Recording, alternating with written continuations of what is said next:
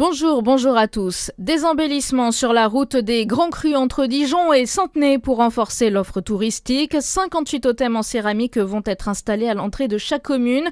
Objectif, plus de lisibilité et plus de visibilité. 4500 rosiers créés en Côte d'Or vont être plantés le long de la voie. Une variété blanche aux couleurs dorées et au cœur safrané.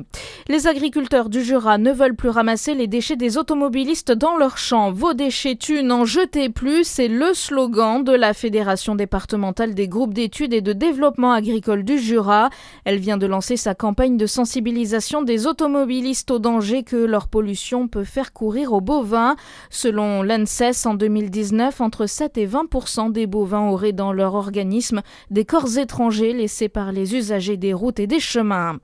Le ministre de la Ville et du Logement était à Besançon hier. Vincent Jeanbrun est venu présenter le projet de loi Relance Logement qui fait de la sécurité un enjeu majeur pour changer la vie de certains quartiers et de réaffirmer que l'État doit se trouver aux côtés des collectivités pour transformer l'urbain. En Saône-et-Loire, le Grand Chalon investit pour sécuriser sa ressource en eau.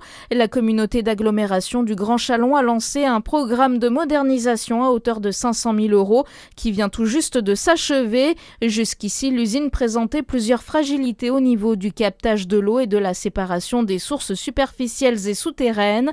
450 000 mètres cubes d'eau potable sortent tous les ans de l'usine de Remigny.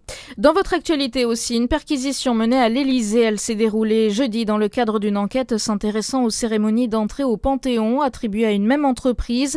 La dernière perquisition du palais présidentiel remontait à 2018 au sujet de l'affaire Benalla.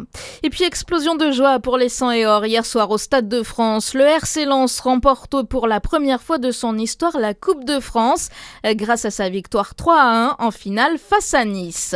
Bonne journée sur Fréquence Plus.